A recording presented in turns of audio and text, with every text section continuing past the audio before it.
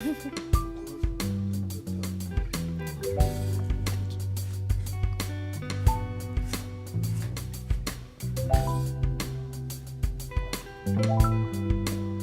right, so we're officially live, and they can hear us talking, but I'll let the thing play for a little bit. Okay. Hey, we have some immediate viewers, which is pretty cool. Hey, viewers. Nice.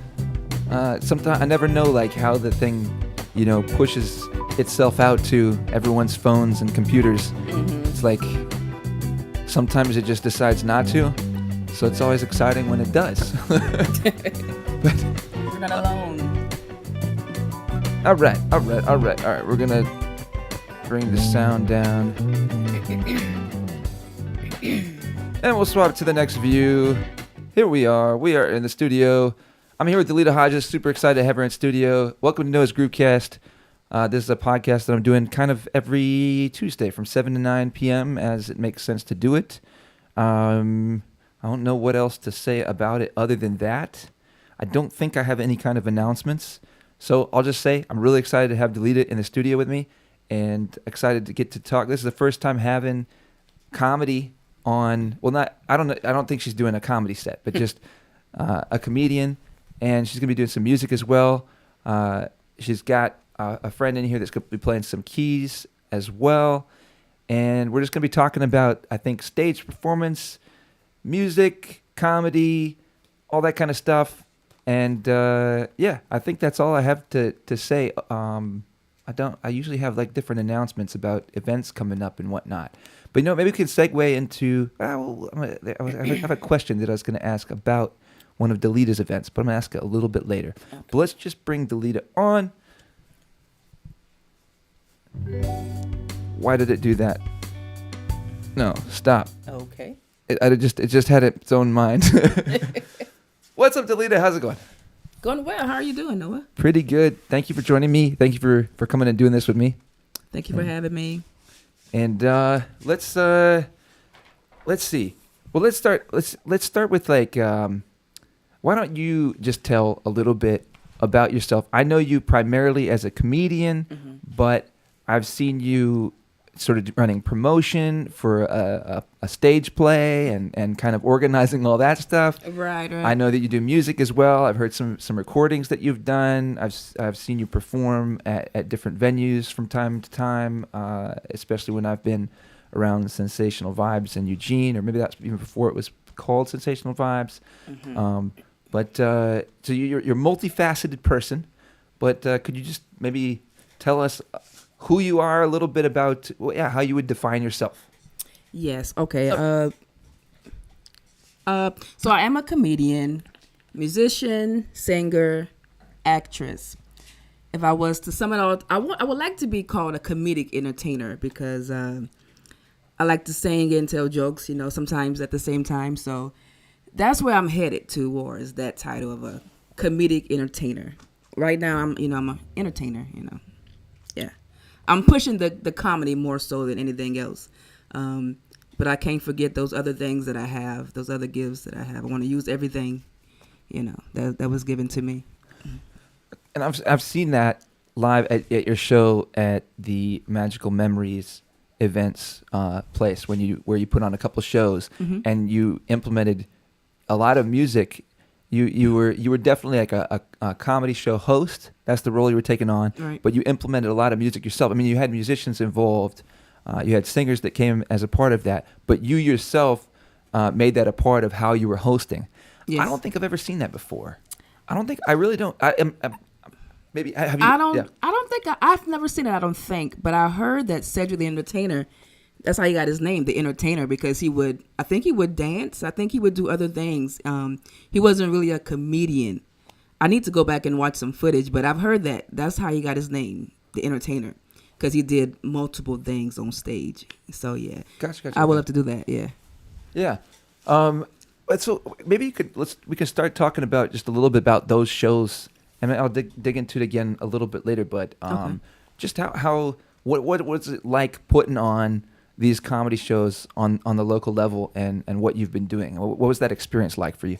Yeah, it has been very fun. I kind of fell in the producer seat. It kind of just happened. Last year we did the stage play, White Choices, and then the producer, she had to work out of town, for a long period of time. So I was helping with marketing, but when the producer, had to go out of town, I had to kind of fill in the producer role. So that's kind of when that happened. And then we did as a part of marketing, I wanted to do a comedy show to showcase a scene from the play. So that was the first show I did, produced. That's right. Yeah, it was a free event, but we had good entertainment. We had the band, we had comedians, and I wasn't calling it a producer at the moment, but when I look back at it, I was like, I produced a show, Yeah. Even the play, I kind of planned it out, the MC and what would happen. I said, okay, I produced that. So looking back, that's kind of how I fell into that. It kind of just happened, and then I knew I wanted to kind of birth that vision of clean, fun comedy show. So we did the play, as the sponsor of the show. But that's when I introduced that clean, fun comedy show brand. So yeah, it's been fun. It's a lot of work. It is a lot of work. Yeah. But it pays off. Let me ask, what got you into stage performance in general? What was your first love? Like, were you first drawn to laughing? Were you first drawn to music? What kind of got you in moving in this direction? Laughter. My family is very comedic. Okay. My mother was super comedic. I think she could have been a comedian, really. So comedy was in the house. That's kind of how we dealt with our everyday life, is using comedy. So, and I remember even in elementary school, I remember wanting to be a comedian. And I'm still not sure who I saw. I don't remember seeing anyone on TV, actually. But I would watch David Letterman every night. So I don't know, maybe that could could be it. But I just knew I wanted to be a comedian. And I would have like my cousins and friends, like a little group. And I would go home and prepare jokes for them. And I would go back and tell them the next day. Yeah. So I was doing it already, but I was going to be a lawyer. Okay. Yeah. So I didn't know, you didn't know who's going to school to be a comedian, or what do you do? How do you get into that? So that was my thoughts in elementary. It kind of just went away. I became a musician at a young age, playing in church. Maybe about the age of 8 or so, I think I got my first keyboard maybe and started playing. So music kind of took over. Music and playing music and singing. Yeah. Okay. Nice. Did that answer your question? Yeah, that did. Yeah, no, that's a good answer. Okay, so let's talk a little more about the shows at the Magical Memories and and putting those on. You said it was a lot of work. Oh yeah. What is some of that goes into that? Like, was it more than you expected? Was it, or you kind of knew what it was going in, or no, I didn't. Learning process. It's still a learning process. Yeah. The first one was kind of a breeze. Okay. It was a free event. The entertainers, they got paid, but the people didn't pay to get in. But it was just kind of easy. So I was like, I could do this, Yeah. The next one, let's see. The next one was the first official one. All right. We have people paying to get in. So that one was fun, exciting. I was a little nervous with ticket sales, but it came out very well. I think the third one, it started to get tricky for me. Yeah, I don't know. It is, yeah. Do you want to go into that at all? Like, I'm curious. Okay, so I'm curious from the standpoint of, I was thinking to get into this a little bit later, but that's okay if we're there. Okay, for anybody that's watching it, I feel like. What was the name? You called it Clean Fun Comedy Show. Clean Fun Comedy Show. I'll ask something about that too. Well, I first called it Clean Fun Comedy Show and More. Okay. But I eventually dropped that and more off. It's whatever. So this was a really cool local event. Like, yeah. I mean, I'll say it for myself, but I think it was really really cool. As our sound tech, you were our sound. Yes, I got to be there. I got to run some sound, and but I thought it was. It's a really cool event that you were pulling in some regional talent. No, I mean you had some people that have national national talent. Yeah. Yeah. So she had some national talent that was coming in there, but you were also having some of the local people Right. open up for it. So you really made that thing happen. I mean, you really put something together, and that created opportunities for people. And then not only that, you created opportunities for musicians as well. That's true. And I'm a big fan of Wanda. Yeah. I like Wanda a lot, and I just think that was such a neat opportunity for her. Yes, yes. But just in general, creating opportunities for local people to get the chance to share the same stage, and you pack the room, and it was. People were laughing their tails off. Yes. It Oh was my God. really funny. It was a really, really good night, and Yes. and I mean, I just think you crushed it. You knocked it out of the park. Thank you. And so I feel like and nevertheless, there still are difficulties with trying to Yeah. pull it all together. This, to me, it came as a surprise, because I would have thought, it was so, you did such a great job with the event that I just thought there's not a chance in the world that this thing is gonna struggle. Oh wow. Yeah. And I don't think, when I say that, I feel like I'm speaking too strongly, because the first event was off the chain. The second event had a little bit less of attendance, but it was still really good. Yes. And the so, laughter, we laughed. Oh my God, like crazy. Yeah. Yeah. And so like, to me, you had a winning recipe. So there's a lot of good stuff going on. So I don't know if you want, is that something you want to talk about in terms of any of the difficulties, or? Yeah. And there are levels to it. There are different things that plays into it. One thing, I don't really have a team, so that is a big thing. But I got it done. My sister's a big help. My niece, they help, here and there, but mainly it's just me. And so this year I've had some personal things to happen, and that kind of took my attention, and not having that team to kind of, put it all together. That's kind of where the struggle came. Sure. If that makes sense. Yeah. 100%. Okay. Yeah. Right on. Well, I don't know if I should say I'm glad to hear that. You know what I mean? Yeah. Like, I'm not glad to hear that there are struggles. I mean, the team thing, that's something that you could probably solve. That's its own challenge. Right. Find the right people, know. Yeah. Yeah. But I'm glad to hear, because like, I've seen a lot of local events. I don't know that I would say I'm the expert, but it's kind of like what I've done with my life, Yeah. like, so I feel like I have a pretty good sense of how local events can go. And I just thought you did that. I wouldn't see, I feel like the energy was all there. It's go, go, go, go, go. Yeah, So I was really excited for all that. Okay, let me ask you about your life as a stage performer, and just kind of, maybe you could share a little bit about different stage performance experiences. What are some of your favorites? What's the kind of stuff you really like to do? Are there any particular kinds of shows? Or I'm a comedy fan. I'm a student. Nice. I've even done a little comedy myself. Nice. We might talk about that a little bit. I don't know. I'm not a lot, but I've dipped my toe. Okay. And so I'm not so familiar with all the different kinds of opportunities there are, but maybe you could just talk a little bit about that kind of thing, like different places you've done comedy or music, stage performance in general. Yeah, I'll start with.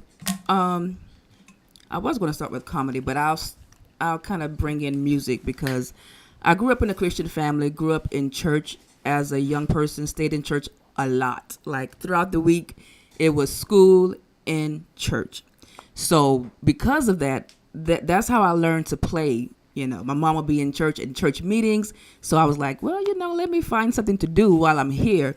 So I picked up the keyboard, and then the keyboard was kind of hard, but I knew I had rhythm. So I was like, I can play that drum, I think, So I went to the drums, So church is really my foundation, and faith is my foundation. So when I got into comedy, Christian comedy became easy for me. Like, the first time I did Christian comedy, it just worked. And I was a Christian comedian. It just worked from there the first time. So Christian comedy, and doing faith-based events are the easiest for me. But here lately, I'm trying to branch out into more mainstream. So yeah, I'm branching out, and that's interesting journey there as well. I prefer Christian comedy, but when I do mainstream, that is a push for me, and I like it. Urban comedy is like way outside of my comfort zone. Okay. So yeah. Okay, so let's talk about that. So Christian, what's or you say you prefer Christian comedy? Mm-hmm. Why? Because if you know me on a very personal level, and I joke around a lot, so and if you know me on that level, it's usually like a churchy kind of joking. So that comes natural to me. Okay. It's just my comfort zone.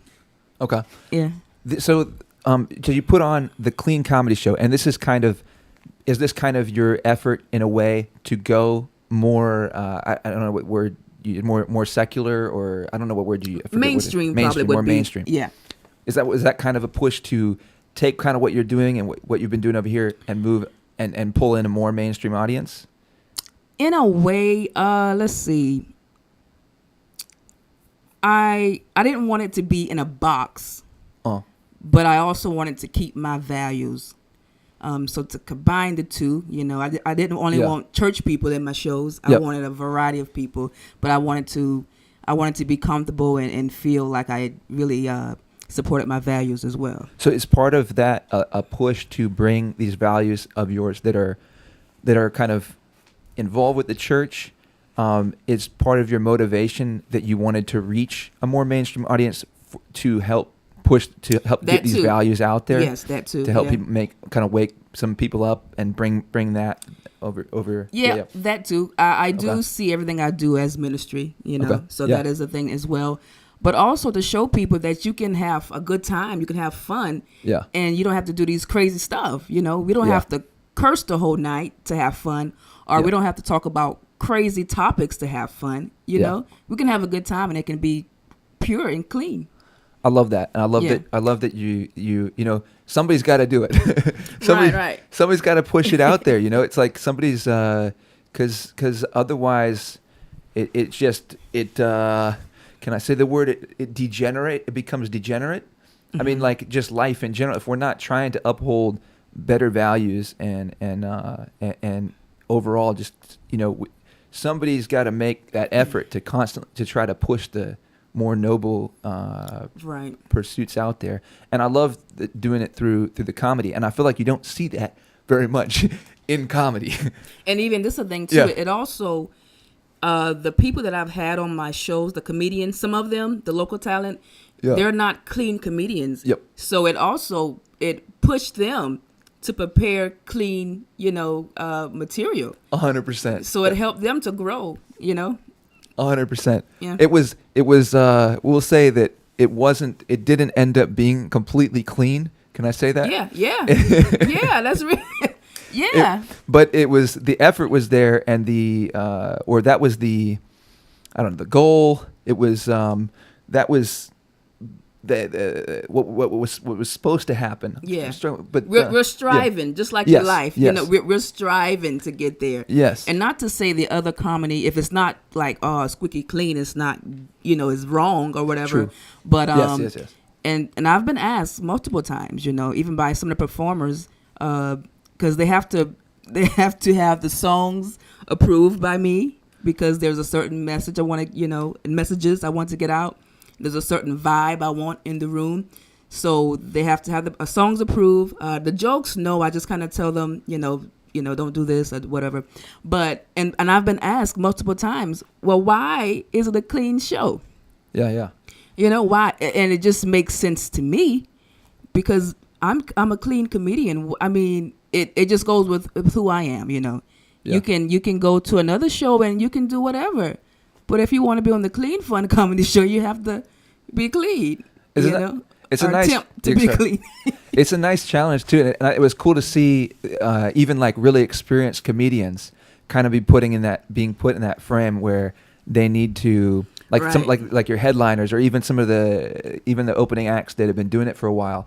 that they had to try to figure out, it like Yeah. what of their like it's a limit, it's a limitation, and in some way maybe to an extent it's a crutch. You know what I mean? Like that you rely on, like there's it's low hanging fruit. You know what I mean? Like there's some aspects of comedy that I feel like it's low hanging fruit. You know what I mean? Not necessarily the clean stuff, but it sort of forced you to try to think of how to be funny when I can't use this, when I can't use this, and it was cool to see people work under that. I don't know. I enjoyed that. Yeah, and it's not like we're not. And even the slip ups, they're funny. It's funny. Yeah. It's not like I'm like, oh my goodness, you did this or you did that. We're just there to have fun, Yeah. All right, let's talk about using music in the comedy shows. So, and then maybe we can play a song. If you guys, whenever you guys want to. Yeah, maybe a little later, maybe. A little bit later. Okay. All right. So, using music in the comedy shows. So, a lot of times when you're introducing the comedians, you're kind of warming up the audience. Mm-hmm. You're getting things going. You're having some banter, and then at some point, at least when I've seen you are breaking into song. Mm-hmm. And I don't know if that's an every time thing, but at some point you do, and it's so cool because you really get everybody in on it, and it's the third wall is gone. There's no third wall. Everybody's in it, and having maybe it's like church. I don't know, but you're just having a time together where everybody is just. Everyone's present. You can all feel each other, and it's just really about being together and feeling each other, and that kind of thing. And I just thought that's so neat because most of the shows that I see, it's always, I've got the microphone, and you are leading it, but you get everybody, you get everybody feeling something. And one of the main focuses is on the audience. I want the audience to have a good time. So even though I'm producing this show, it's not about me. I want you to come and I want you to kind of, we have all kind of things going on, right? So when you come to one of my shows, I want you to kind of just forget all that, at least for those 2 hours. So that's why my focus is on the audience having a good time. So you tend to kind of really get there with the music, or I don't know if that's completely correct. Like, well, I mean, in terms of that, a better way to say it is the role that music has in your opening, or how it has a very special role in kind of how you get the audience warmed up. And I don't know, maybe I'm not sure exactly what the question is in there, but just like I know, sorry, but I don't know. Yeah. But as a host, your job is to bring the people together. When they come through the door, they're just individuals, You have this family, you have this couple, you have them. But you as the host have to make them an audience. So I think as I was telling you off camera, I'm quite introverted, right? So I may not feel as comfortable as the first person on stage. I may not feel as comfortable going up there and saying something, but I can maybe rely on the band to help me and start with a song to get them together. So I try to use what I can to get it going. Yeah. Okay. Well, let's run off that. So I mean that surprised me because you come across as pretty natural. You seem fairly comfortable up there on stage, and but in particular. That a stage performer would be an introvert. Why did you do that to yourself? I ask myself that sometimes. And yeah. It's like something that you have to do. Okay. It's like a burden. Like it's a call, and you just have to do it. You have to do it because this is really not me, but it is me. So yeah. You just know. So okay, let's talk about before we got the stream started, we talked about a little bit about sort of stage performance tricks. I remember you were talking about we didn't want to do a camera angle from above because it's like the audience is looking down on you. Right. Right. So, I'll segue with saying I think to some extent being an introvert is not a skill, but a benefit.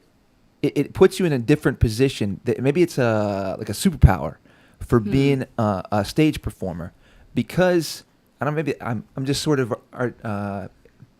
making this up.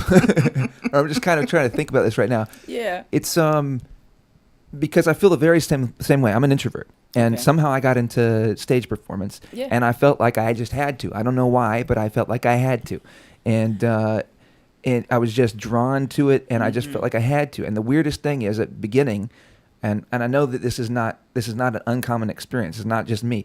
At the beginning, I was very afraid of being on stage, but eventually, there's no other place I'm more comfortable. Yes. Because I know if I'm on stage, that's where I know things are gonna go okay. Like if I'm out there having to mingle with everyone, I'm like, right. I'm gonna say something wrong. I'm gonna aggravate this person, and then they're gonna tell this person, and then now. Now I've got 3 people that don't like me, and I don't know what to say to change that. And then now they're going to tell their friends. And then when I go up on stage, I don't know. The more I can I want to interact. And maybe that's just me, but like. No, I can relate to that. Yeah. Even after a performance, like a comedy show, and it went well. So, you have that high, personal high, but the people are excited too. So afterwards, they want to meet you and greet you, and they still want to joke. But I'm like, in my mind, I'm like, that's over. I'm still a jokey person, but it's just different. Being on the stage is different, and having that microphone, it's like when I step on that stage and get that microphone, it's something different. I don't. There's something different between like, in some way, it's just a vocation like anything else. Like. You learn how to do different skills, right. And so, but then because it's so in front of everything, like because you're put on a stage, that it like when people want to meet you after, they have this kind of glorified image, right, and so that's a whole thing. But I was trying to make some weird point, but I'll just let it go. And let's just say. About stage performance in general being, you maybe I already asked about being an introvert and being drawn to stage performance. I guess I asked that. Why did you do why did you do that to yourself? But okay, let's talk about some of the sort of tricks. Okay, the point that I was going to make, and then I'll shut up. But the point that I was going to make is like being an introvert, you look at it differently, because I think you kind of look at it in this more technical way. Okay, yeah. I can agree with that. Okay. I don't know if that has something to do with being an introvert, but maybe because you're not just so naturally like, you just, exude charisma and you kind of have to learn how to do it. And you learn different things. Like if the camera is looking down on you, it's naturally going to immediately make the audience feel like they're looking down on you. Yeah. And there's all sorts of different little things. So what are some of these things that you've learned through doing stage performance that you feel like this made a difference when you learned this? Oh, and it was like, oh, wow, okay, I understand how this works. I don't know, different little things like that. Let's see here.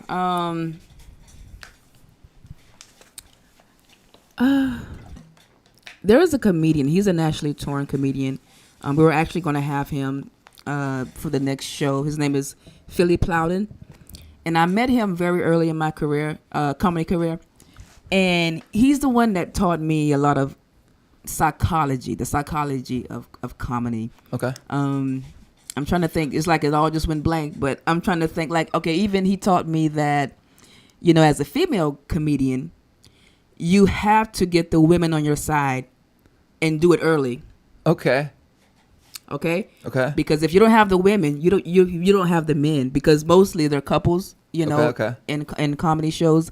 So if the woman is not laughing, the man, if he has good sense, he's not gonna laugh. Okay. So yeah, just being mindful of that, and also being mindful of including the men, including everyone. Sometimes you'll hear people, if there's an audience of mixed sexes, you'll hear them say, girl, this, yeah, girl. Well, who are you talking to? Okay, so you've left the men out. Okay. Or even if a guy gets up there and say, yeah, dude, yeah, which I know dude is used interchangeably, but yeah, dude, I'm telling you, then you left the women out. Yeah. So I don't use those words. I try to be mindful of those words to kind of include everyone. I try to have jokes that that a lot of men don't think that females are funny. So I have that in my head, so a lot of comments I've seen on different female comedians videos is that men say that they do a lot of men bashing. So I have jokes that it may seemingly think that I'm on the women's side, but I'll kind of twist it on the end and bring the men in. So just, those kind of things as well. Being mindful of what you're wearing, that's important too. You don't want to be too flashy, but you don't want to be too underdressed. That's something as well. I'm trying to think. Yeah. No, when you're going to a new place or a different town or something, as an icebreaker, you want to kind of mention something that's going on. Even for any show, you want to kind of break it. Use an icebreaker as something that's common to everyone. You don't have to get up there with a joke. You can say a silly something or just a fact or something that they all can relate to. No, that's smart. Yeah. So taking, just being thoughtful about who your audience is. Right. And being prepared. Part of that's being prepared, like from a content standpoint.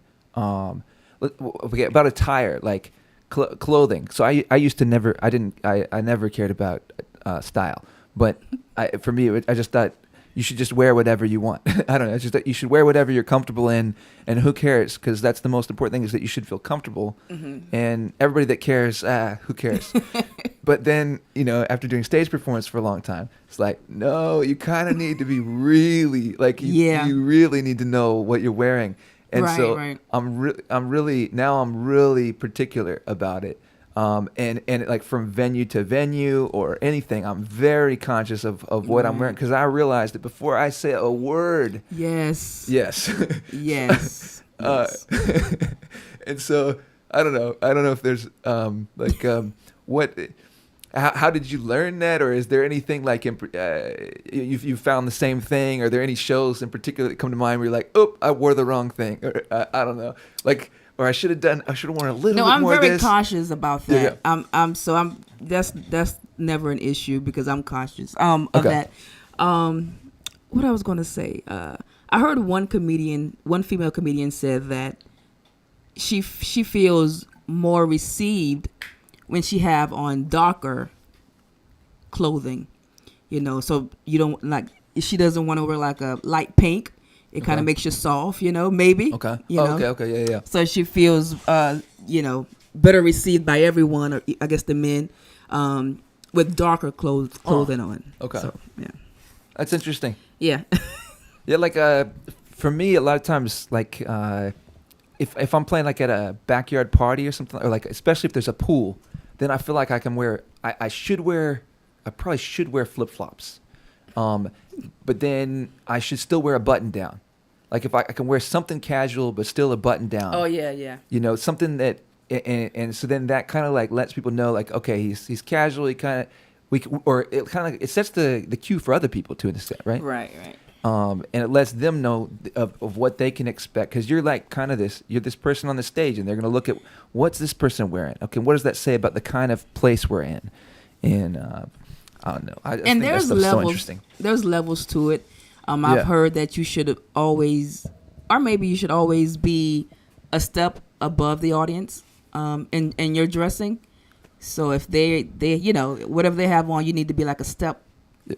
Yeah. Because you're putting on a show.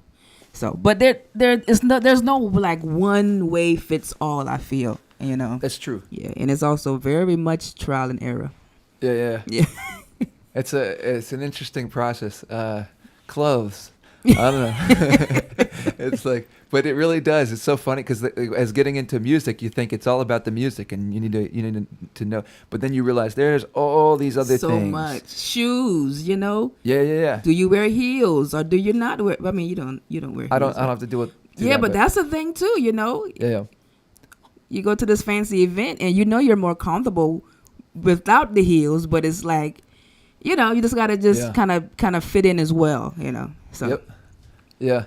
And the staging, we could even talk about staging to a degree. Like, there's different stages. Are there, like, you've probably had this experiment. You can think of specific ones where like just when you see the stage, you're like, oh, or yeah. Yeah, I had this just happen to me. Was that March? Yeah, I went to Ohio, and there's this small comedy club, and I was sitting back there, and I look at the stage. They have the stairs. You walk up to the stage, like in the front of the stage. You walk up to it, and I didn't like that. I mean, that's weird. Why would you have? You walk up. Do you understand what I'm saying? Yeah, 100%. Like you don't come behind the stage. You don't come to the side. Walk up the stairs right in front of everybody. It's so weird. I'm like, what? And then also, the producer mentioned that stage was too high. Okay. Not for safety reasons, but it was too high up from the audience. Okay. So that's so that's something too. Yeah. The height of the stage, it really makes a difference. It's really interesting because you kind of have to change how you do things. Mm-hmm. Do you feel like like you have to your approach. Like if the stage is really really low, then it just kind of forces you. It doesn't force you, but I don't know, all those dynamics. It's the conditioning that's in. You have to contend with that. You have to contend with that because that's going to condition the minds to a large extent of who's there. They're all observing the same stuff, and then the stage. That's funny. The stairs walking up the stairs like in front. Why? Yeah. I really didn't like that. I really didn't. But also, I wanted to mention going back to our shows that I did the Clean Fun Comedy Show. Yeah. I think another reason why it's so successful. We have a good time because it's so intimate. We're close together in there, It's not room for you not to be laughing over there, So I like those intimate spaces where we can all be together and have fun. I honestly, I kind of said I like kind of the low stages. I actually like low stages. Yeah. Yeah, because you don't really need some big stage because it highlights you, it highlights whoever's on the stage. But when it's really low, it just feels like you could very easily just walk off the stage and become part of the audience. Yeah, that's the thing too. Yeah, I love that. Okay, what do you think the steps? What do you think that did? Like, what do you think? Why was that? I have ideas, but like, I would just off the cuff right away. It's like, no, that's kind of weird. It's weird, and it wasn't 1, it wasn't 2 or 3. It was like 5 or so. Steps. Yeah. So it's like the host. Here comes Deleta Hodges. Yeah. So like I'm walking 1, 2. Just take the time that you're 1, 2, 3, 4, 5, and then you turn, and then I don't like it. When you get on stage, the people, they see you before they hear you, right? Yeah. So if you were to come on a regular stage, like from the back, they already need time to kind of settle in. I got the hair, so they got to look at you. Okay, all right, all right. So it's just that much more weirder when I'm coming from the back, and they're looking at the back and the front. Yeah. Not a good idea. And they just watch you like go up some stairs. Like, I'm going to the top. It wasn't right. All right, let's talk about sound real quick. So like the same kind of concept. You have an ear for sound. You know what you want to hear. Yeah. Like when you want the sound to be a little bit louder. Like the sound in the room also is going to have a big impact, right, on what. So for me, there have been many times. Like I just had an event like a couple weeks ago, where I was in this sort of roof. Or like top floor area that was all glass windows, so you could see around like the city skyline of Savannah, and it was really cool. Nice. But all the walls, there was just all hard walls and nothing to absorb the sound, and it wasn't a very big room, and there were just a lot of people, and so I just knew, and there was all these weird angles, and so I knew there is no way I'm gonna be able to put out a sound that's gonna work in this space. Right. And of course, like 15 minutes into it, the people are like, it was insane how loud everyone was. Like they were so loud, but within 15 minutes, there were like a couple people standing right next to the freaking speakers, saying, "Hey, can you turn down? You're too loud. It's way too loud." And it's like, but if you're not loud, you can't do what you need to do. Right. You got to be a certain volume level, or the people can't feel you. They can't feel it, and I feel like they have to be able to feel it. It's got to hit them in the chest a little bit. They got to be able to feel it in the chest a little bit. Yeah. And do you see that with comedy? when you're speaking in a microphone, you need a certain amount of sound, or it's a different, yeah. So first of all, that is why I always hire you as my sound guy, because that's very important to me, especially, and we have the element of the band. Yeah. So I really want that in the singers. So we really want that to mesh together well, but also with the comedy. Okay, we need, the people need to hear the jokes. You know, Yes. You can have a funny joke, but if the mic is cutting out, or if is this feedback, that's going to be a hindrance to the show. So, and I always feel the most comfortable when I have a good microphone. It's like I know I'm going to do well. I don't know. I just feel it. It's the microphone. So It's you, but Yeah. yeah. I don't know. It's like another power. I'm like, yeah, this is a good microphone, Yeah. So that's very important, very important. Yeah. And a lot of people, I noticed they don't know how to hold a microphone. Yeah, that's true. Not saying I'm an expert, but I'm pretty sure it needs to go to your mouth, Yeah. Oh, 100%. It's yeah. I've been to a whole bunch of times where I've been running sound for like speeches, at like weddings or whatever. Mm-hmm. And people just don't know how to hold microphones, and then everyone's like, "Can you turn them up?" It's like, I can't. I don't know. It's already about. It's like literally about to feed back. It's like on the verge of screaming into everybody's ears, and but people just they're holding the microphone like. I don't know why. Yeah. Why? Yeah. Why? And I do a lot of private events, and I don't know who's watching, but I mean it's the truth. I do a lot of private events, and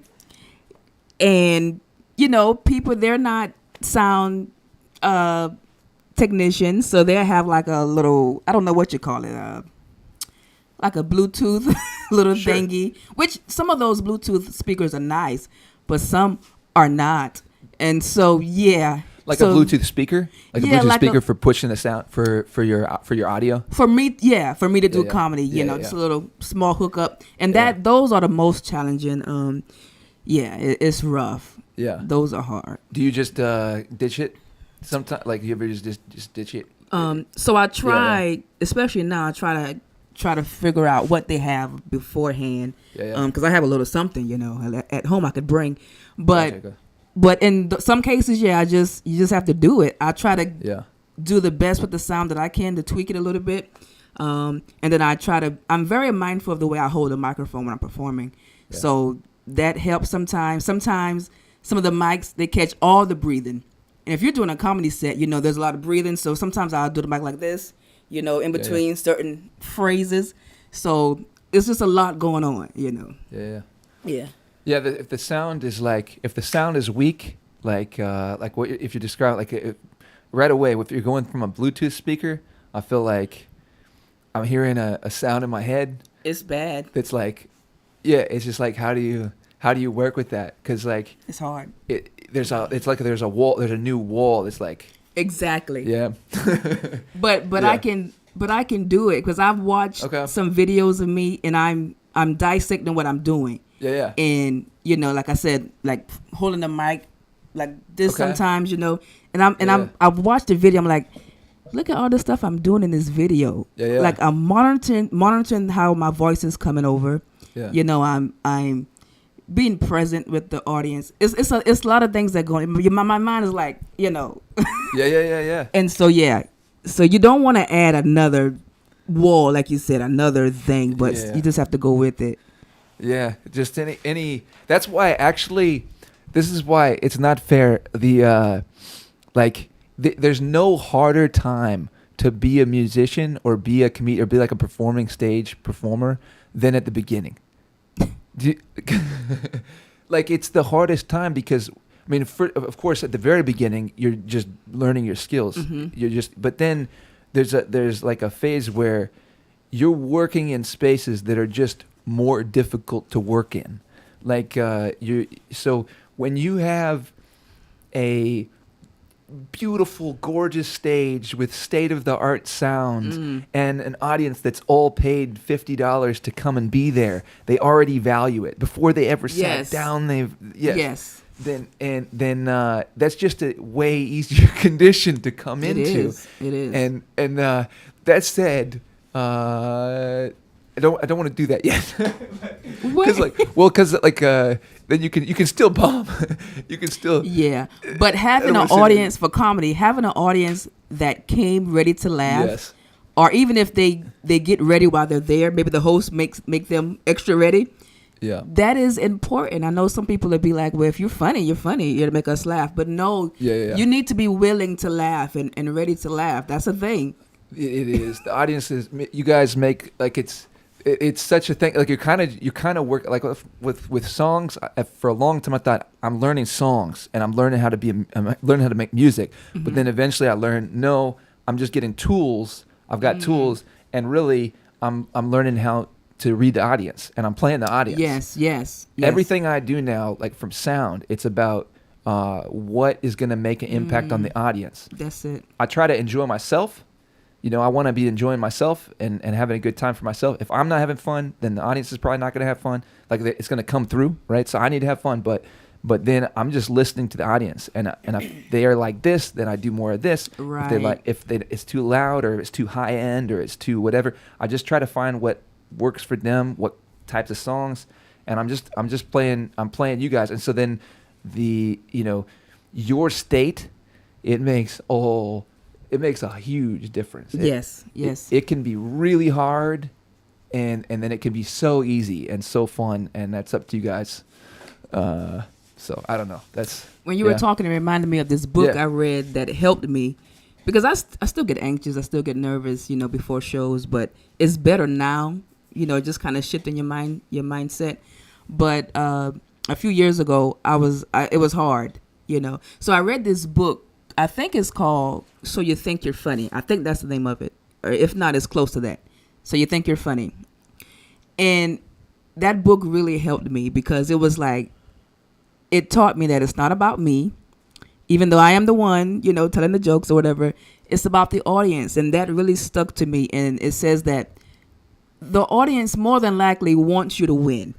Yeah. They're not there just to kind of see you fail. Like, if they pay their money, they want to laugh, and they are hoping that you're funny. So that kind of helped me shift my mindset. Okay, they're rooting for me, until I make them not root for me, so yeah. That's a really good thing to remember. I recommend that book. I need to read it again, actually. So You Think You're Funny. Yeah, it can be really easy. Like, that's just a really good thing to remember. And I think it's fundamentally true, because you can always think, you can be very critical of your own self. Right. And you can think like, that people are judging you for this or this or this. Right. But yeah, it really, if you maintain a positive frame of mind. I just watched a comedy set recently, something on that was on the social media reels. And no, it was a little YouTube video, and it was the thing where they convinced the audience to just be silent through the whole act. Oh my God. to not of this next comedian that was going to come on. I know. Come on. and they did, and he handled it like a champ. I mean, like, you felt for him, he was a pro. He handled it like a pro. And at some point, he even called it out. He's like, are you guys? Did you guys just make a pact? Like, and but anyway, yeah. Well, all right. You guys ready to do a song, or well, what do you have the footage you want to share? Yeah, let's do that. Sure. Which one do you want to start with? We can do the one without music, without singing. Okay, let's do. So that's this one. Let's go. All right. I should have this queued up. Boom. Walmart. I went to Walmart. I went to Walmart. And everything is hang smart on, these guys. days. Hang on. I got the thing. I don't know why it doesn't want to. Oh, I know exactly why, actually. Give me 1 second. It's going to do this, and then we're going to switch to the right thing. Okay. Here we go. I went to Walmart. And everything is smart these days. I accidentally bought a smart scale. You got one too? No. They got the smart scales. I didn't know it was a smart scale until I got home. And I stepped on the scale to weigh myself. And the scale said, The scale said, you shouldn't eat them donuts. So I took that scale back to Walmart. Because you're not going to live in my house and talk to me any kind of way. All right? That's a great line. Thank you. That's a really nice line. That was in Somerville at the old trolley. Is it the old trolley theater? Okay, the trolley, the trolley pub or trolley, whatever it is. No, old trolley theater. Theater, yeah. Okay, I haven't been to either one. The trolley pub. That's a real thing though. Okay. I think it is. I don't know. I don't know. Maybe I'm wrong. The old trolley theater. What's that like? Oh, I love that room. It's right across the street actually from the place that we have the Clean Comedy show. It's on Trolley Road. So it's right there. Okay. Down the street. But yeah, they do comedy shows pretty much every week or so.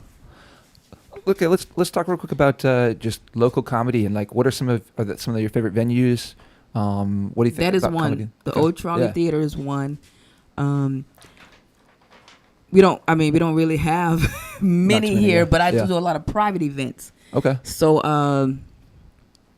I don't know. If I had to name one, it would just be that old Trolley Theater is one of my favorite places to perform. Yeah. Let me ask you about Atlanta because I see you getting out to Atlanta a bit. Mm-hmm. What draws you to Atlanta? Do you have history there in Atlanta, or you just wanted to see that city, what's going on with you in comedy in Atlanta, or what you're doing in Atlanta? Well, there's a nice comedy scene there in Atlanta, Georgia. But I also used to live there for about 2 years. Okay. I wasn't doing comedy. I was pursuing music, my musical dreams. But I always would pass. They have the Punchline there in Atlanta, and I would always pass it and said, I want to go in there and do that. So it was still on my mind, but I was doing music. But yeah, the comedy scene in Atlanta is very good. They have at least 2 major comedy clubs. They have the Punchline and they have the Atlanta Comedy Theater. So I've never been to the Punchline. I think that's more of a mainstream one. But then the Atlanta Comedy Theater, where I usually go, that one is more urban, So yeah. Okay. Yeah, but most of the shows that I've done there, they're mostly showcase events. You go and kind of showcase your talent to kind of get you to another level or whatever you want to do there. Okay. Cool. Yeah. All right. Well, let's talk about. We mentioned it earlier, White Choices, and maybe we could just talk a little bit about that experience producing that show. And this was that was a first for you. Yeah. Well, yeah. So we did. I did actually kind of produce the show, but it's not like I really. Yeah. I shouldn't say that. Yeah. I helped with certain things. Yeah. My title was marketing director. Yep. But as I mentioned, the producer had to go away and some more tasks fell on me. What was the question though? I just wanted to get that straight. Yeah, just like the experience of being involved with a stage play, that kind of production. What drew you to that? How you got involved? What the experience of doing that, was it a fulfilling experience? You learn things from it. Maybe I can. Yeah, it's a lot to that. I have a love for acting as well. I won't say that. I was going to say I'm not so much of a technical actor, but I kind of am. Okay. Yeah, so I do love acting as well. When I lived in Atlanta, I was going to be in a stage play. We practiced for it a little bit. That was my first experience with theater, but it didn't happen. But it kind of gave me some knowledge. So when I moved back to South Carolina, maybe 2016, I met Lady in White Productions and Samilia Adams and Queen Atterbury. And then I auditioned we did a show called Big Mamas, the musical. Okay. And we have that coming up again. So that's another thing. But that was my first stage play I was actually in. So learned a lot there. Was definitely nervous, scared. I did another one with them called Real Woman Blues. And so now we're doing, and then we did White Choices. I wasn't in White Choices. I helped behind the scenes with White Choices. So yeah, I learned a lot. A lot of things that I thought were harder. Being more closer to putting it together, it was like, oh, okay, and I like this. That's that's White Choices kind of showed me that producing was something that I could really maybe get into. It kind of opened my eyes to that. But looking back, I've always kind of produced things. Growing up in church, I was my youth leader for like a few years, and I had to come up with events, for the youth. So I've been doing that. That's like another thing that I do is producing. So, but White Choices really showed me like, yeah, because we had that interview that I produced. Yeah. That was a big deal, and you came and did sound for that. So I was like, oh, okay, yeah, I do like producing too. Yeah. That was an interesting whole experience to get to see how y'all did that, and it was really cool. Yeah, and that stuff came natural to me. So when I had to look back and kind of realize it was producing, if you understand what I'm saying, it was like, I'm just getting this done. But when looking back, I'm like, oh, I produced that. I directed that interview. Yeah. So yeah, you did. Looking back at it, I understand what I did. Yeah, that was a fun experience. Mm-hmm. That was. I don't know. I don't really have. There's not really a lot I can say there. Like in terms of, it was fun to watch all the dynamics. Yeah, I it was guess I nice. could say that. It was really fun to watch everybody's dynamics and the interviews and how. Yeah, that was really cool.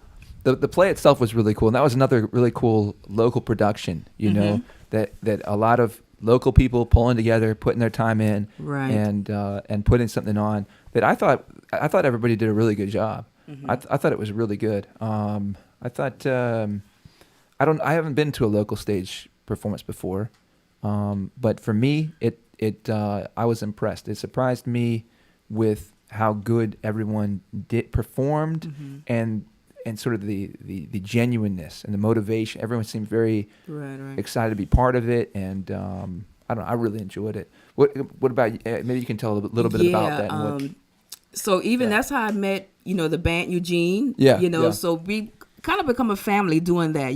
Everyone, the cast, the musicians. We don't just leave it there on the stage for the production. We kind of walk away as friends. So yeah, it was a good experience. These are people that you now have in your corner. So yeah. Right on. Any other projects, like any other shows or your favorite projects, any other things that you've worked on that you kind of just think of, that's one of your favorite things you've done? It probably would be the Clean Fun comedy show. Okay. That's something it just kind of happened. Like I said, it wasn't something that I was aspiring to do. It just happened. And then when it was a success, I was like, wow, and getting the good feedback from everyone. So that I'm very proud of what I've done with that. Right on.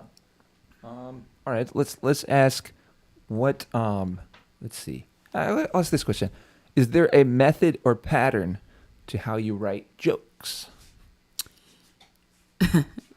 It's kind of like totally out of left field. Yes, but yes, because. Or you don't need to share your secrets. You don't need to share your secrets. If you don't want to share your secrets. Stand-up comedy is a skill. So it's not a secret. I mean, you can't be Deleta just like I can't be Kevin Hart. Yeah. But there are rules, You can say a statement, but it wouldn't be a joke necessarily. So there are rules. So a joke needs to have a punchline. Yep. So that's a method. That's but there are a lot of little tricks there. I don't know. I guess I was curious to ask the question because, like, one of the most common questions that we get as musicians is, how do you write a song? Right? It's like, okay, what's your inspiration for writing a song? Do you start strumming a guitar first? Does the melody come first? Does the lyrics come first? And so, I guess I was nice curious. Nice way to put it. Yeah. Yeah. Okay. Okay. So, I'll say that most of my jokes are the exaggerated truth. Okay. Which is probably true for a lot of comedians. So it's things that happen in your life, but you just kind of, and it could be happy or sad. It could be a sad thing that happened, but you saw with your comedic eye, you saw something kind of, oh, that's kind of funny, looking back on it. So you like, oh, this is something here. So it kind of starts with your life. For me, it does kind of start with my life. Okay. So just like you see something weird on a billboard or something, and then it like gets you churning, or Yeah, I that don't could know. be. It could be. You could. There could be inspiration from anything. Yeah. But Yeah. a lot of my comedy currently comes from my life. Okay. Yeah. And I think that's where is even as I'm trying to build and grow as a comedian, a lot of it is coming from my life. Okay. Yeah. Another question I got here is, what are your plans and ambitions as of now? Do you have anything? Yeah. I would love to be a full-time comedian or full-time entertainer. Yeah. Okay. So, do you feel like? Yeah, I'll just throw this out. Do you feel like? Do you feel like that's something that you could do in Charleston? Do you feel like Charleston has enough scene?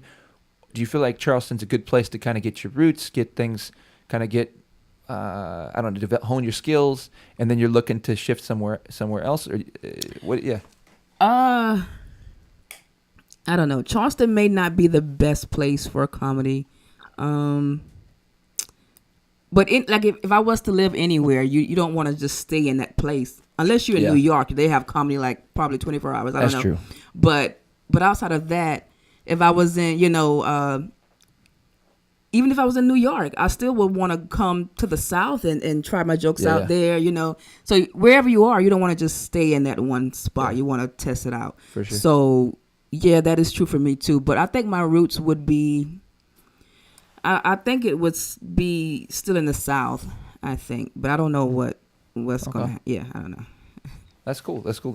There's an interesting comedy scene here. I do think. Yeah. There really is a scene, and there's some good comedy here. We got a new comedy club coming up too. Oh really? Yeah. Wits was it? In. Oh okay. I've heard. Have you seen that in North Charleston? I feel like I've seen the name. Yeah. Yeah. Jennifer McKnight says White Choices was an amazing production. Hilarious. Hey, Jennifer. Yeah. Okay. Wits End. So I performed once, or twice, or three times at I think 3 times. Ooh, At 3 times. the Sparrow. Yeah. Yeah. So yeah, the guy that was producing those shows, he's opening up the new comedy club. Okay. Yeah. Um. That's where I first did comedy, at the Sparrow. Okay. That's a cool place to do it. That's a phenomenal open mic.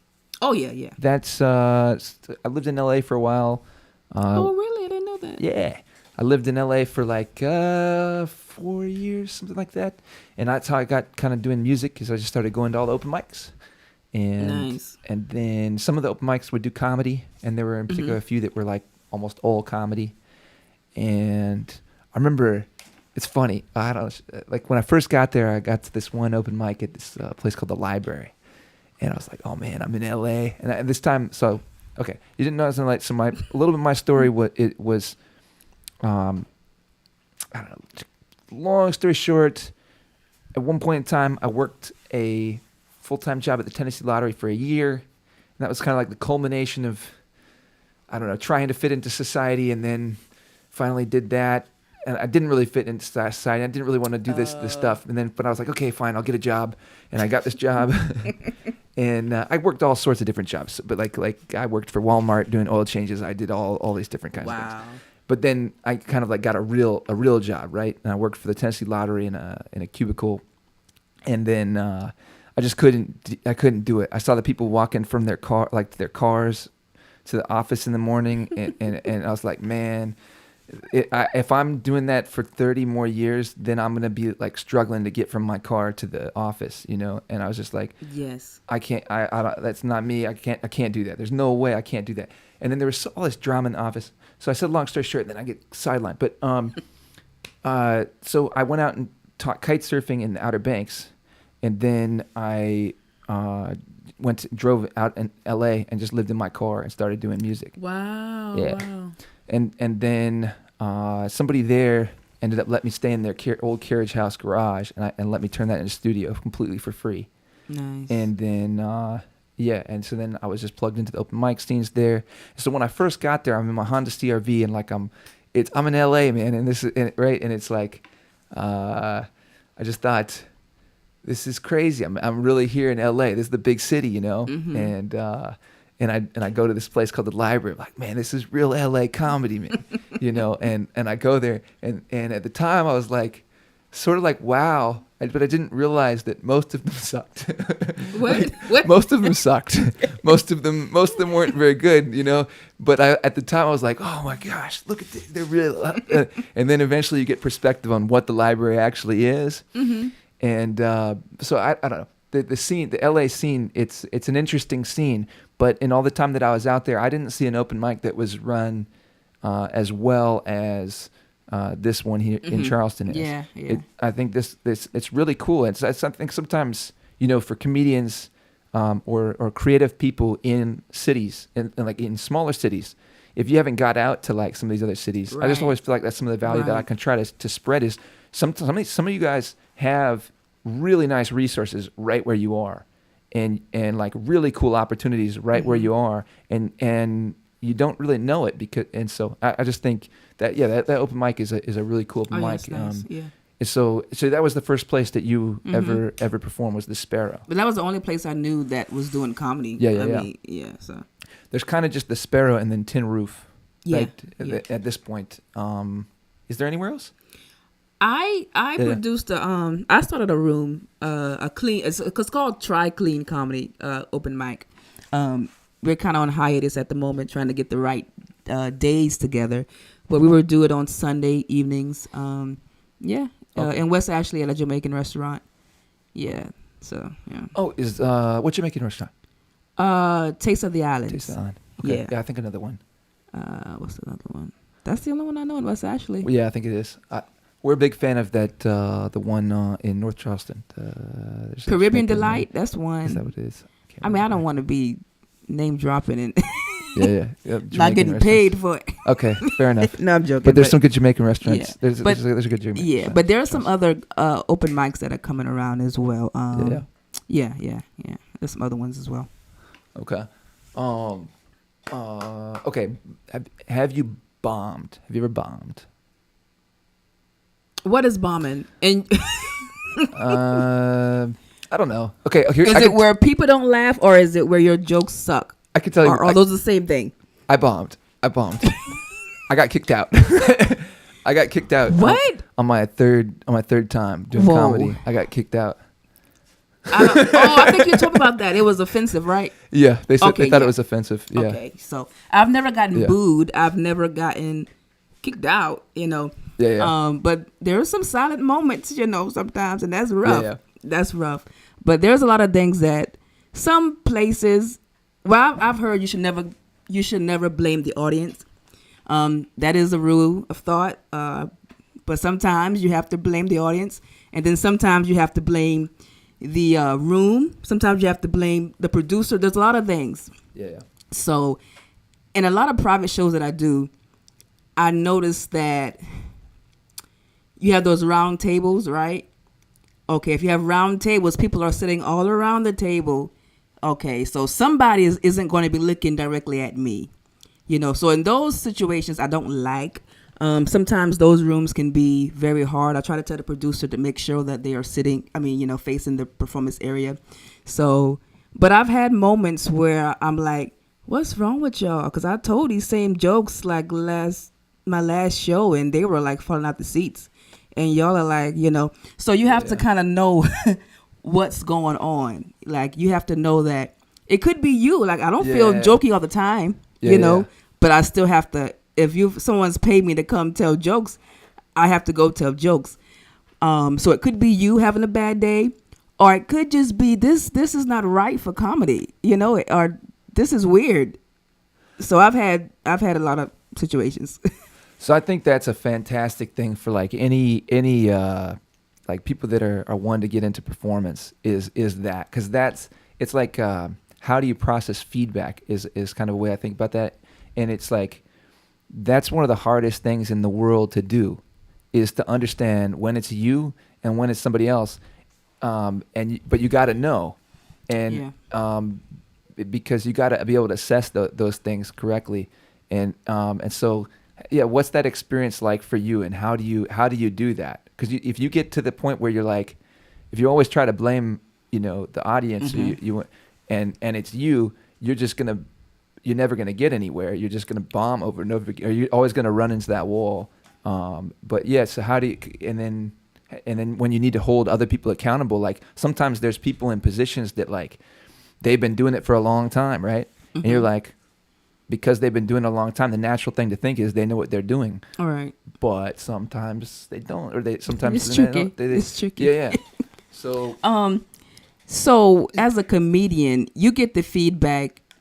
Let's just say this is a perfect. The producer did his job. The room has been warmed up, with a good host. Okay, so now they're ready. They're excited at the beginning of the show. They're laughing at the host. Yep. All right. So now it's your turn. Or maybe it's another comedian in front of you. Yeah. They laugh at that comedian. Yeah. Now it's your turn. Okay. Well, I was going to go a certain route, but it's still tricky. It's just tricky. But I will say, because they can laugh at all that and still not laugh at you for a variety of reasons. So I won't go that route. So it's still tricky. Yeah. But for me, I have those situations, but it's far and few in between. You want to be getting laughter more than not. So that's a good guideline to go back. Am I getting laughter more than I'm not getting laughter? Then that's a problem. Does that make sense? Yeah. If you're getting like, I think if you're getting less or no laughter more than you're getting laughter. If I do 10 shows, they are great. Yeah. Or even A+ or B, A+, A-. And then I do one show and it's like, well, what's wrong with this event? Yeah. Then I do another show and it's back up high. I do the next 5 shows, it's up high. Oh, okay. I see. So that mix, it needs to be a balance. Yeah. Okay. So you see if you're consistently hitting a certain level of performance, and then one kind of drops off, then probably that it had something to do with that particular. Then you evaluate what could have went wrong. I audio record every show, so in that instance, and I've never had an event or never had a set where it just completely silence. I've had situations where some jokes where I expected more, didn't get it, and then I've had times when I listen back at my audio. I was like, oh, I said that too quickly. I said that too fast. So you can. There are different ways to kind of see what's going on there. Okay. Yeah, you really got to be honest with yourself. You just got to be honest with yourself. I think I realized why I bombed. At first, I didn't realize it, and then I realized it. And I don't really want to say it, but I realized it. And so that was a learning experience for me, for sure. Yeah, just realizing and learning, that's good, Yeah. So you won't do that again, I guess not. I don't think so. No, I don't think so. I got too confident because I did a set like the week before or whatever, and I just nailed it. And it was just awesome. Like I felt like I was already a comedian. I just felt like I just nailed it, And I had like at least half of the room at a comedy open mic, where people it's not the same kind of thing. I had at least half the room just dying. Like they were, I just really, I nailed them. I just crushed it. And so I got cocky, I think. I'm sorry, this open mic you said? Yeah. I did they comedians or were they audience? Comedians and audience. Okay, nice. It was some comedians and probably about half, I think. Nice. Probably about half. And I tried some really risky content. Yeah. And I nailed it. I mean, in this particular case, it totally worked because it can go one other way or the other, I think, right? And so this time I just nailed it, and they bought in with me, and we died laughing. It was great. And then the next time, I got too forward in my thinking about what that meant, and I didn't appreciate people's sensitivities. I didn't appreciate sensitivities, and I just thought they weren't there. I thought some of these sensitivities weren't there, and I was wrong about that. And so I just bombed, and they kicked me out. So, did they boo you? They didn't boo me. It just got silent very, very early. It got silent very early, and then I didn't really know how to recover, and so I just kept doing my material. But I had already lost so hard at the beginning that there was just Yeah. yeah. Yeah. And so you opened with this joke? Was it opened with? Yeah. I think it was like either the second line, first line, or second Yeah, line. that could be a thing too. I think I may have. I feel like this is deja vu. Like I already said this to you. Yeah. You know, you want to get the audience on your side first, or let them into who you are first before you go into any kind of risky material. Yeah. They need to know that you're not. They need to know that you don't take yourself seriously, or you know, they need to know you first before you can trust them with heavy stuff. Yeah. Yeah. Okay. Actually, that's on the wall over there. I've got that Jaws shirt. Okay, which way? Is it my right or my left? Sorry, your left. Okay, all right. That shark. That was the shirt I wore on the night that I bombed, and so I just. Why is it so long? The shark. Oh, I got you. Yeah. All right. Yeah. Let's cut that out. Yeah, it's like overlapping the. I see it. Yeah. But anyway, okay. Should I play the next video, or would you like to do this song? You can play the other video. Okay, It just kind of it's a video. It kind of shows of how I'm still trying this, adding music or adding songs into my routine. So this is a little snippet of that, just trying to add music into and having fun with the crowd, being present and having fun. Okay, here we go. We're gonna do like this. Sam Cooke. You know Sam Cooke? You know Sam Cooke? Oh. Temptations, yeah. Otis Redding. We had the OJ. Yeah, no OJ. Be careful.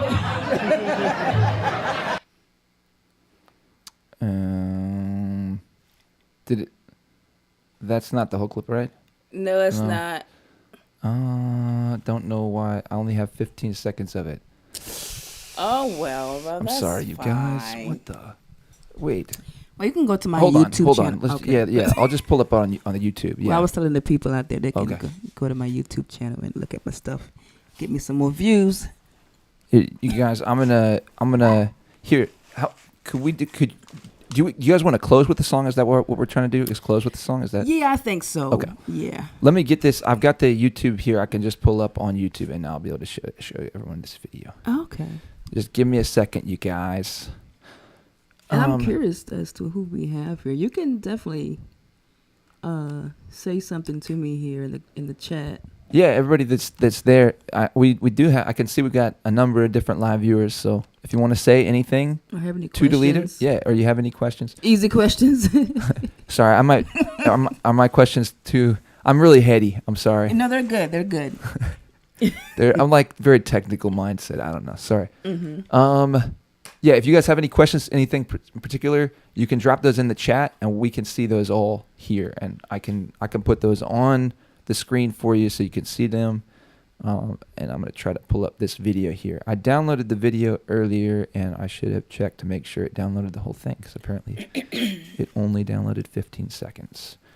All right, so it comes about music following comedy. All right, let's try to bring this up here. Got YouTube video.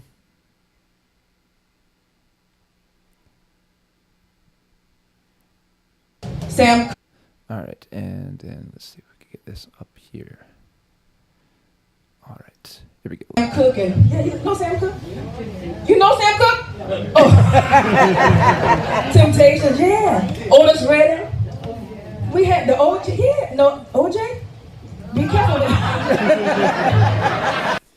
Sam Cooke. Yeah, you know Sam Cooke? Oh, that's it? That's it. You know Sam Cooke? That was the one. Where did you go just now? I just I got a link. Oh, let's see. You want me to go to your YouTube? Yeah, that's where I thought you were going, to the YouTube. Or I'm on your YouTube for like a YouTube short. Yeah, I think it's a short, but it's longer than that, I think. Let's see. I could have sworn it was longer than that. Or maybe it's on Facebook. But I think that's fine. I mean, but you can definitely go back to anyone that's watching. They can go back and bless my YouTube page. With some views. Yeah, light up the YouTube page. Yeah. Everything, it really is the more the engagement you get on anything, it just helps it. So anybody, like, if you want to help Deleta out or me, you can just like things, throw comments, and it just helps push the stuff out there and get other people to see it. All right. Hey, it really Steve. does. Even if you just say something as simple as just like, love it, or that's awesome, or even just like you could type a bunch of periods or anything. Anything, yes, yes. Smiley face, yeah. Yeah. All right. Let me ask you about this. This is a question. So okay, we'll ask this. So, I'm trying to think how to frame this question. Mm-hmm. This is not. I feel like. All right. What I want to ask about is a difference between. I honestly when I'm saying this, I don't want to offend anybody. I don't really care to offend anyone. I just like, in general, I like people that are nice, and I don't like people that aren't nice. And so, there's a lot of cultural differences in the world, and that's the way I see it. Is there's cultural differences.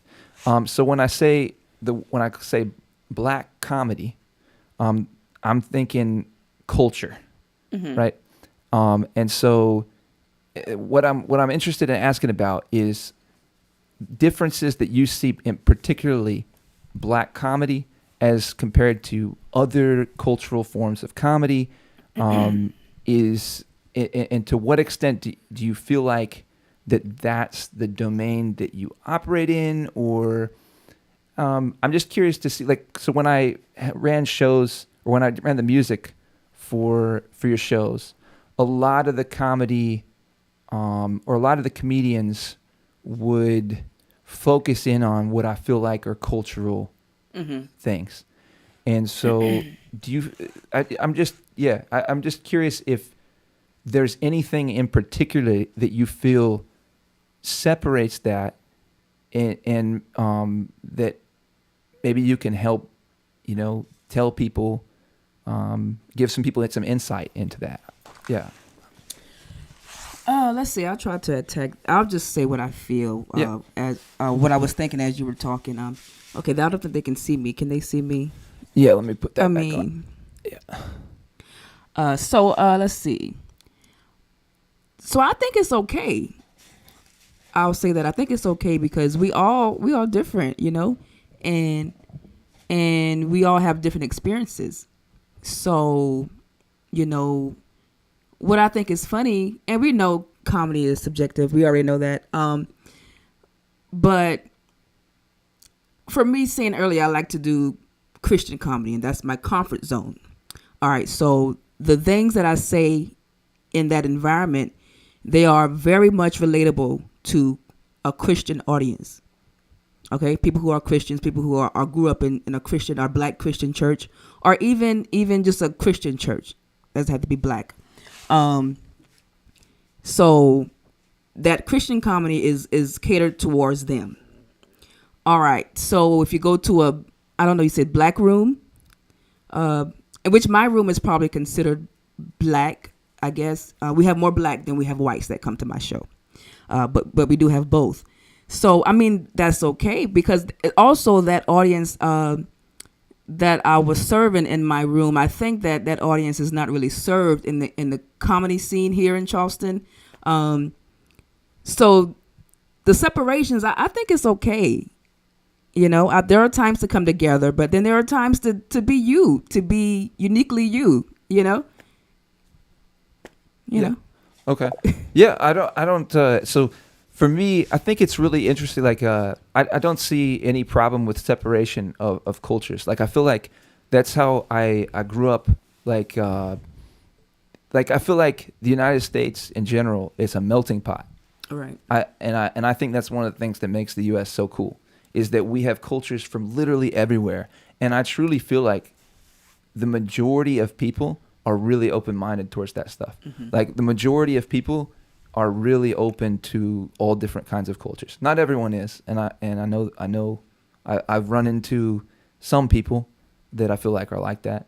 But I feel like we have, like, I feel like that gets overlooked sometimes, is that really is in the nature of the United States. Yeah. Is that we have cultures from everywhere, and they actually do, like, get together. Like, it actually is a melting pot. Right, It's not, it really is. And there are other places around the world that are that way, but the U.S. is definitely that way, and there are plenty of places around the world that are not that way. Mm-hmm. And so I feel like a lot of times people get so hung up on the separation.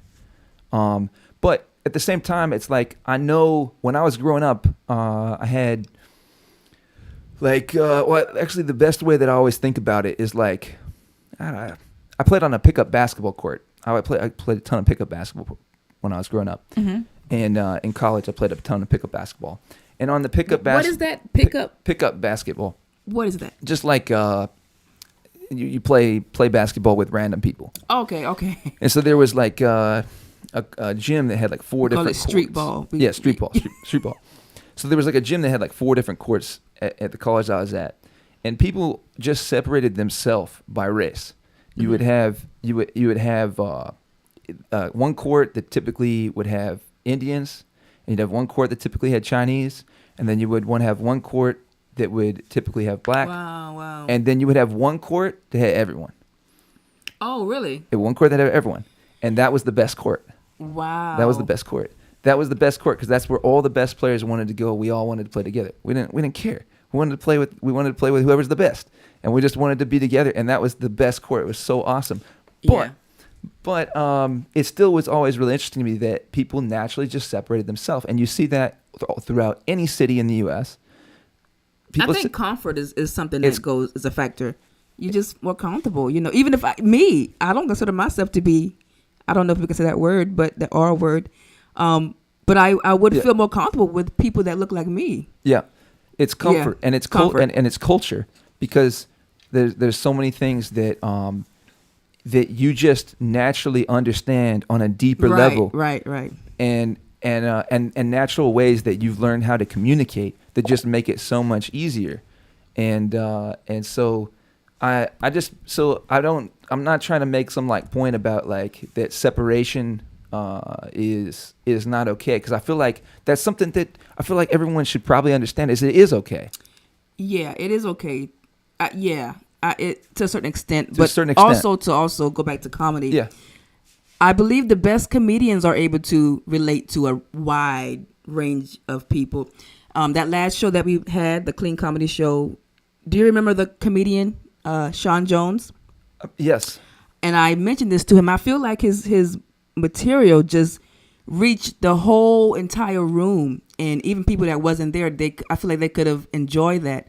My niece, she's in her early 20s, and she said she was crying laughing.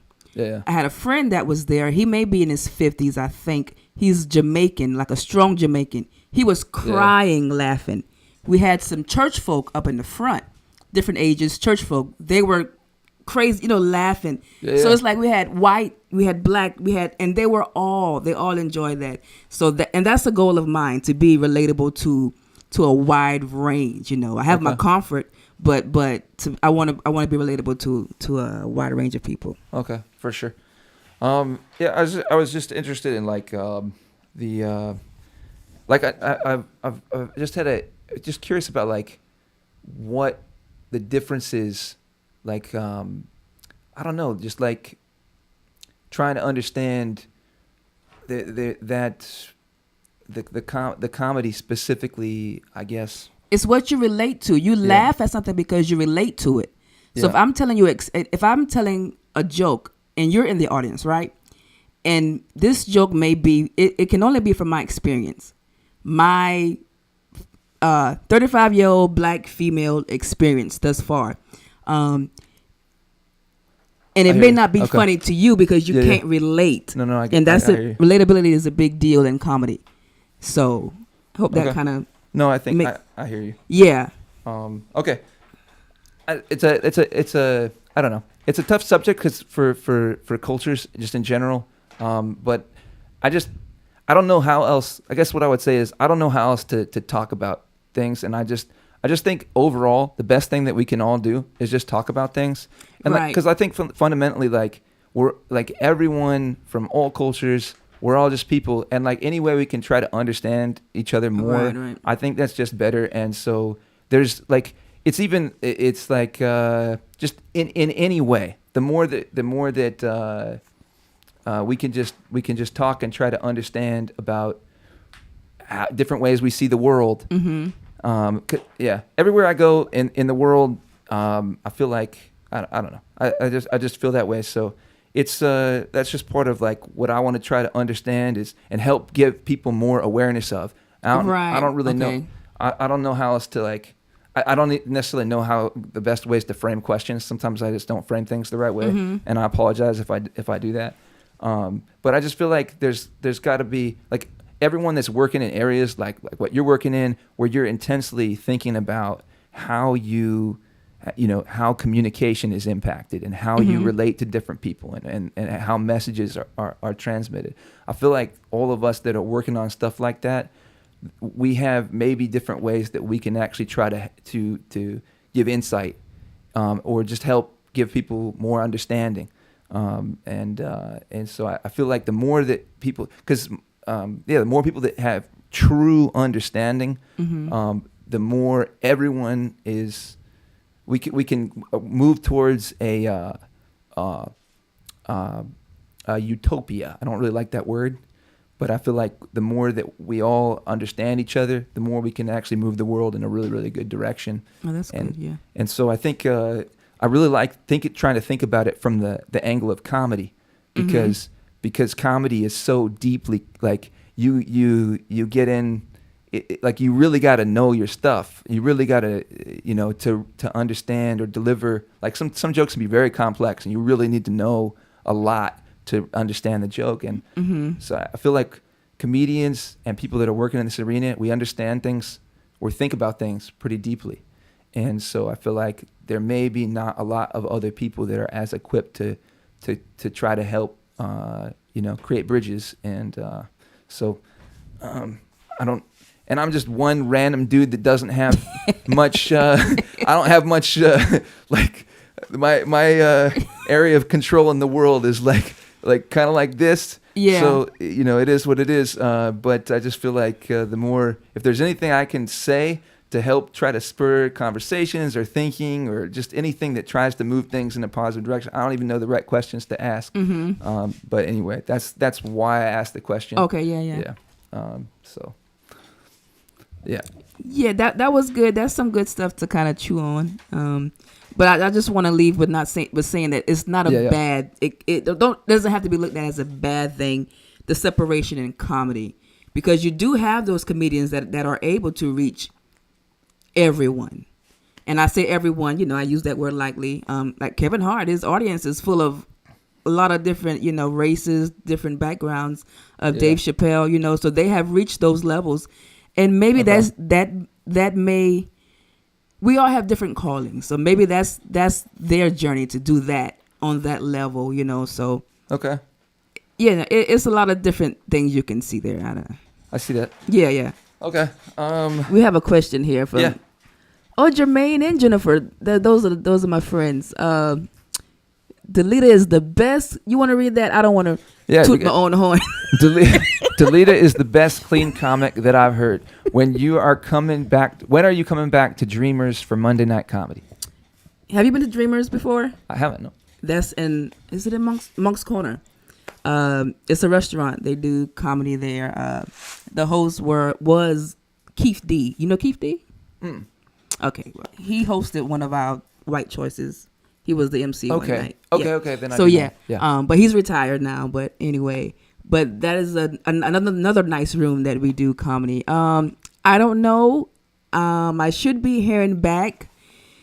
Sometime in the near future. I was just there in March, I think. So you got to give me some time, to do some more writing and et cetera, et cetera. But yeah, I may be getting some dates soon or a date for Dreamers soon. Nice. Yeah. We got Steven. I guess I got the comments there. Steven.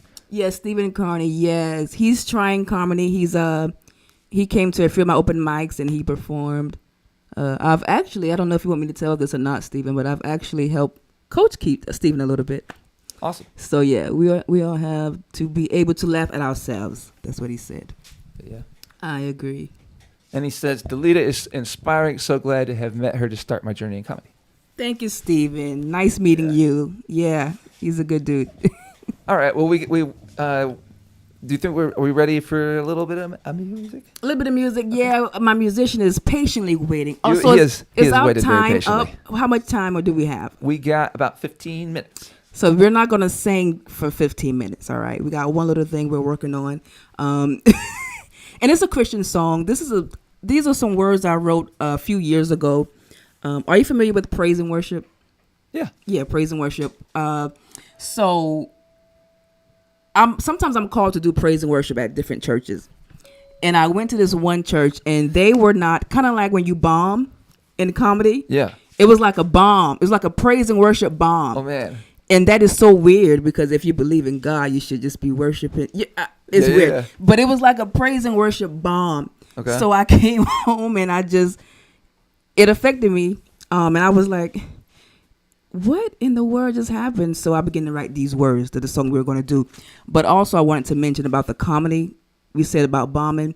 Yeah. So it used to stay with me, which I don't think I've ever bombed. I don't Sure. consider that, but I've had not so good experiences. But now I don't let them live with me. It's on to the next. All right. But anyway, that praise and worship, the church bomb, that's what I had, a church bomb. And so I began to write these words. I couldn't understand how these people who said that they believe and they came to church for a reason, right? I mean, you go to an event for a reason. If you go to a comedy show because you should be wanting to laugh. You go to church, you should be wanting to praise, Yeah. So I couldn't understand how they just were like, they were just sitting there like, all right.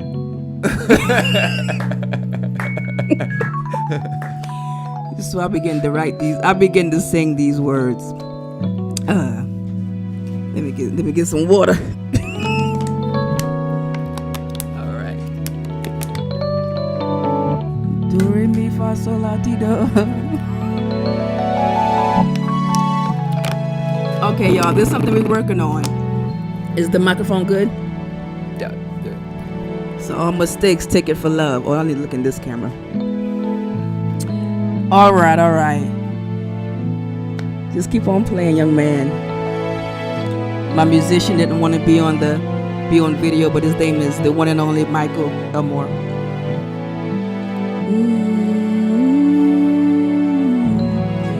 I gotta catch the key. You gotta keep playing till I catch the key. I gotta catch the key. I gotta catch the key. Gotta catch the key. And I warming up too as I catch the key. I didn't want to wear these headphones to mess up my head, but I had to wear the headphones anyway.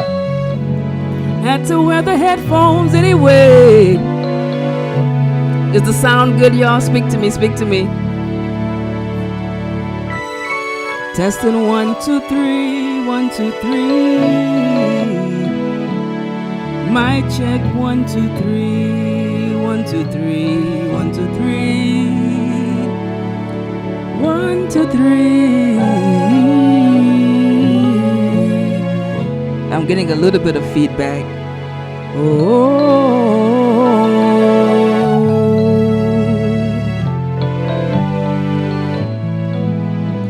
I shouldn't have to tell you to stand in the presence of a king. I shouldn't have to tell you what to do to welcome him in. But if you knew him for yourself, you wouldn't need any help. You begin to praise. Oh, I mess up automatically. Just play a little bit, Michael. I'm going to put the words in the chat.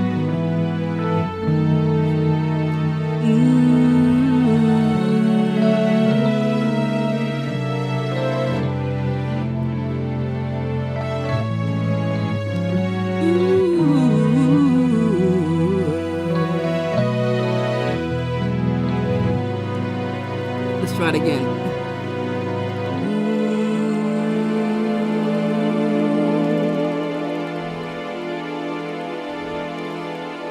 I shouldn't have to tell you to stand in the presence of a king. I shouldn't have to tell you what to do to welcome him in. But if you knew him for yourself, you wouldn't need any help. You would begin to praise automatically. One more time.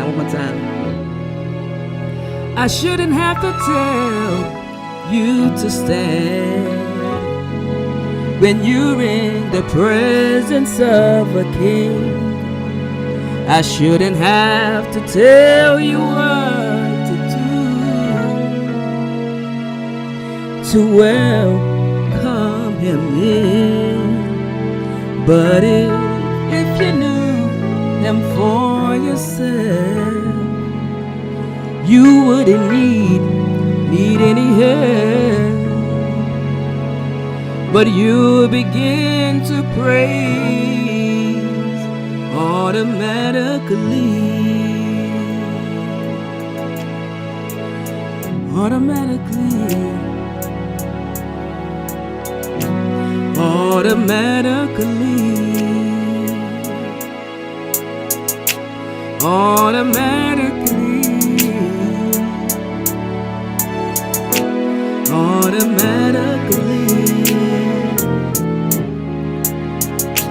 Said if you knew him for yourself, you wouldn't need any help. You begin to praise automatically. So I will enter in his gates with thanksgiving in my heart, and I will enter in his courts with praise, and I will say this is the day that the Lord has made, and I will rejoice, and I will rejoice. Yes, I will rejoice, and I will enter in his gates with thanksgiving in my heart. I will enter in his courts with praise, and I will say this is the day that the Lord has made, and I will rejoice. Yes, I will rejoice, and I will rejoice. I will rejoice. Yes, I will rejoice. Yes, I will rejoice. Yes, I will rejoice. No matter what it looks like, I will rejoice. Yes, I will. I will enter in his gates with thanksgiving in my heart, and I will enter in his courts with praise, and I will say, this is the day that the Lord has made, and I will rejoice. Yes, I will rejoice. I will rejoice. I will rejoice. I will rejoice. Can we harmonize on that, Noah? Yeah. I will rejoice. You gonna go high? I will rejoice. Yes, I will. I will rejoice. I will rejoice. Can you do that? I will rejoice. Yeah. I will rejoice. Yes, I will. Will rejoice. Will rejoice. Yes, I will rejoice. For he has made me glad. I will rejoice, for he has made me glad. He has made me glad. He has made me glad. I will rejoice. He's made me glad. The Lord has made me glad. Yes, he made me glad. And I will rejoice, for he has made me glad.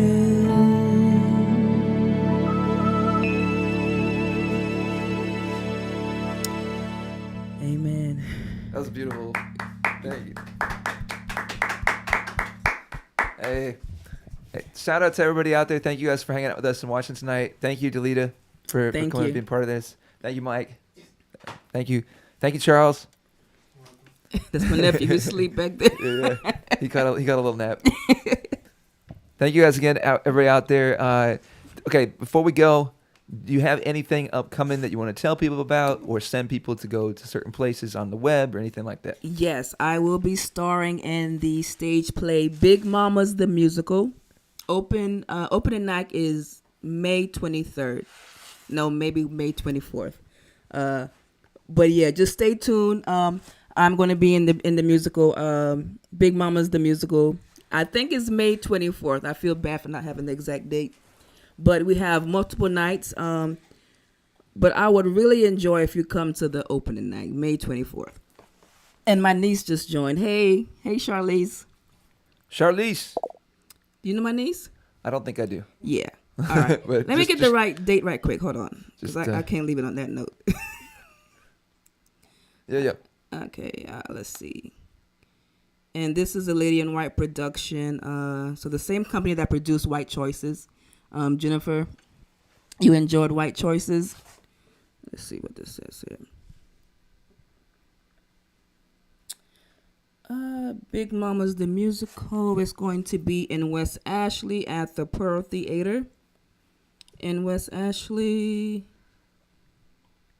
Big Mama's.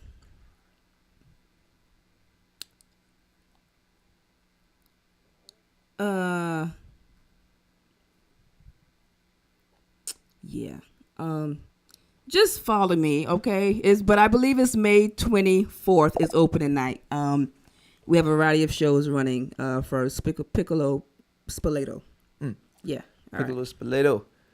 Starring yours truly. So please come out. We need your support. Go out, go see it. Deleta, whatever Deleta does is awesome. Deleta, whatever. If Deleta's got her hands in it, you know it's going to be worth going to watch. So I appreciate that. Go check it out. Go follow Deleta. Follow her on her YouTube. Some of you are already following her on her YouTube, so just keep doing that. If you're watching on my end of things, go follow her YouTube. Check her out. If you're here in Charleston, Please go check out her stuff, you guys. Like, she's going to be doing another one of these comedy shows. Whenever she announces it, you got to go check out this show. If you're a fan of comedy, if you're a fan of just of local stuff, you got to go see these shows. So go check it out. Go follow her so you can make sure that you stay on top of when she's doing different things. yes. And if you want information about the play, just inbox me and I'll get you some more detailed information. Okay. awesome, you guys. Thank you, everybody. We will see you guys next time. And thank you again, Deleta. We are out. See y'all in Bye. the next one. Boom. Got the thing going on.